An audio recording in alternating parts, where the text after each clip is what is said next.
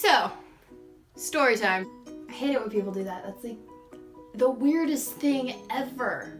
Anyways, I'm here today to tell you all a story about the talk that ruined my childhood. And it wasn't the birds and the bees talk, no.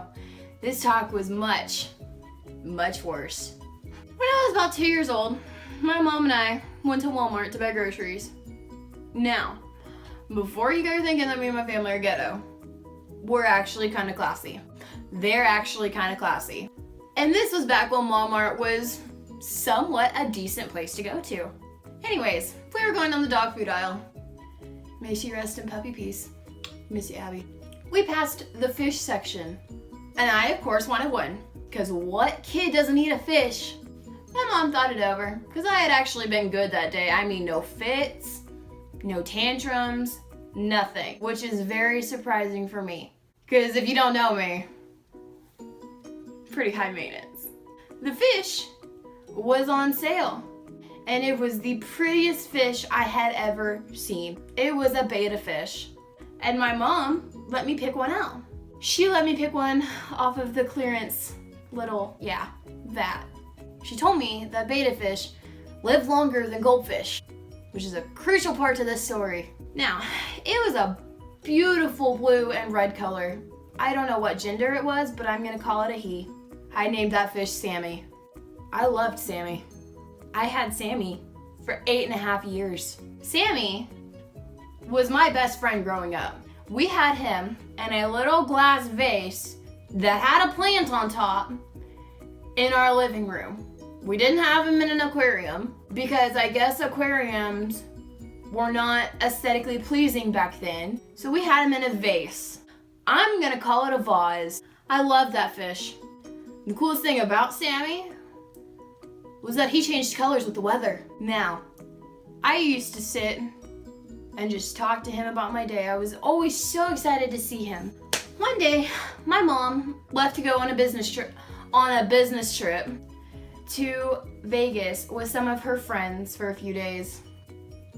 Me and my dad, being the spontaneously responsible people that we were, decided we were gonna rip up all the flooring in our house.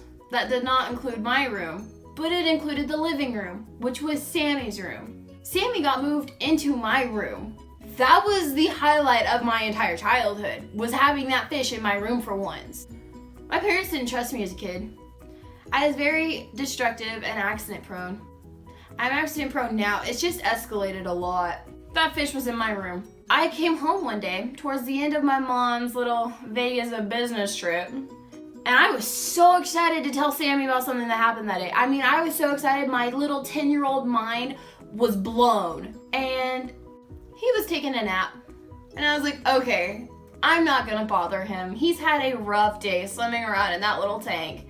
He's napping in his hammock. He had a plant on top, and he would nibble the roots into like a little hammock, and he would lay there. And it was the cutest thing. And it was ingenious. And that fish was going places. Notice how I said was. He was laying in his hammock. So I decided I was gonna go outside and play with my friends for the evening. Yes, I said friends because I used to be very likable and I used to be somewhat normal and I actually used to have friends. Like, what happened? I came home that night, Sammy was still sleeping. I decided I would tell him about it tomorrow because it would still be so exciting to me in the morning. I got up, my mom came home that morning, and then I came home from school, and I walked in my room, and I was still so excited to tell Sammy about what happened the day before that blew my little 10-year-old mind. He was still sleeping. So, I decided I couldn't wait any longer to tell Sammy about my day, and I tapped on the glass, and to little bitty fish, that is like an entire earthquake shaking their world.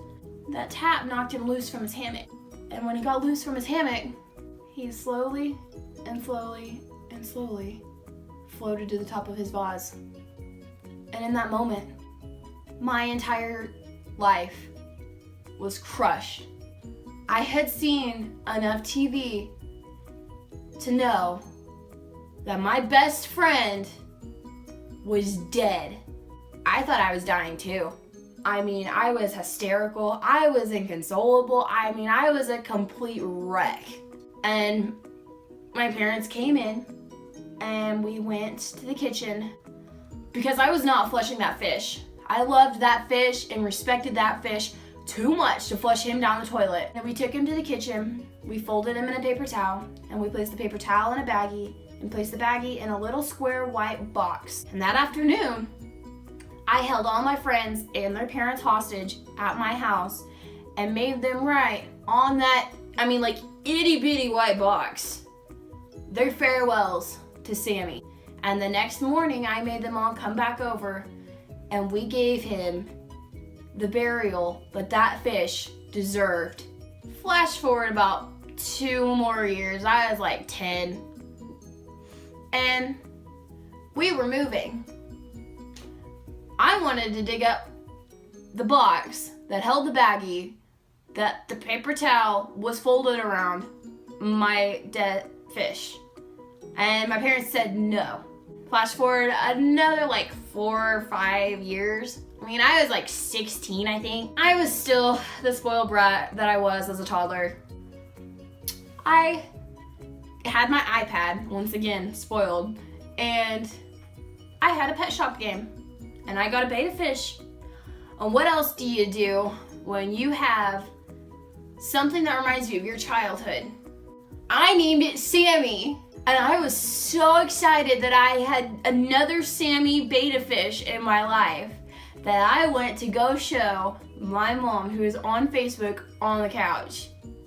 I walked in and I was so excited. I was tearing up because I miss this fish still so much.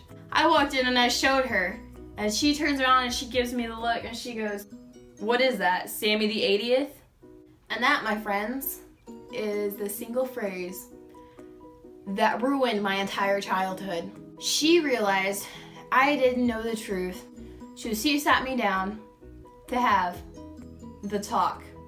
She told me that she never ended up feeding Sammy.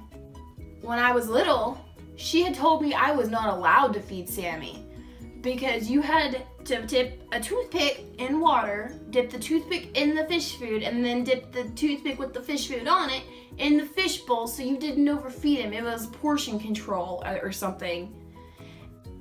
Obviously, children and sharp objects do not go well together. Emily and sharp objects do not go well together. So she never let me feed him. And that amount of time that she was gone, he never ate. So he starved to death because I didn't realize that he was a living, do fish breathe? A living, breathing creature that needed to eat to survive. She also told me that the lie that she told me about him changing colors was just that. I had based my future off of that fish. I used to love going up to him in the morning and seeing what the weather was gonna be like that day. I wanted to be a meteorologist growing up because of that fish. She ruined my entire childhood, and she almost ruined my entire future as well. Thanks, Mom. She sat me down in that talk, and she told me that Sammy died quite frequently.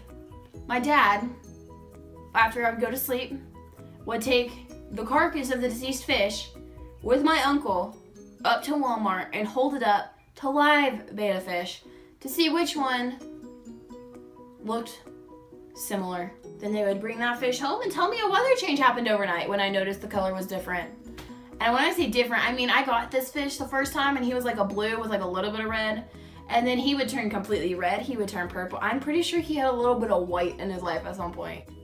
That was the talk that proved to me my entire childhood was a lie.